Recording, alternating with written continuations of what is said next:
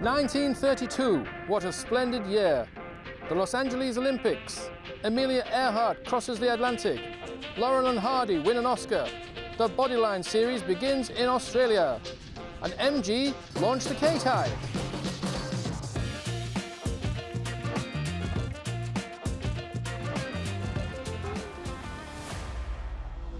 Those dashing chaps at Abingdon launched the K-Type at the London Motor Show.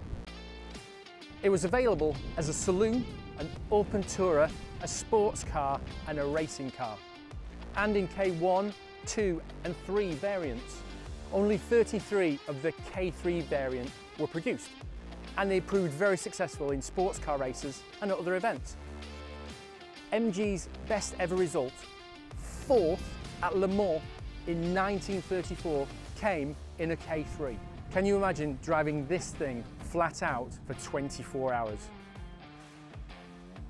Like all petrol heads through the ages, if you couldn't afford the car you wanted, you jolly well started to make your own. And that's what we have here, a K1 car modified to K3 specification. It has that distinctive 1930s look.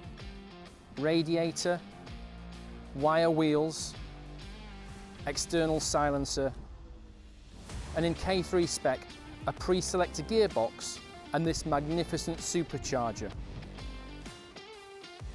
It's all connected to an inline 6-cylinder 1087cc engine. This thing is no slouch. 60 comes up in 14 seconds and onwards to a top speed of 106 miles an hour. Now I'm not going to get in this thing and take it for a drive because I've got feet of lead and fists of ham. This car needs somebody who knows what they're doing, has a delicate touch. So today we're joined by Kevin from Haynes Heritage Engineering, link in the description, who's going to take me for a spin around the car park. I just need to squeeze into it first though.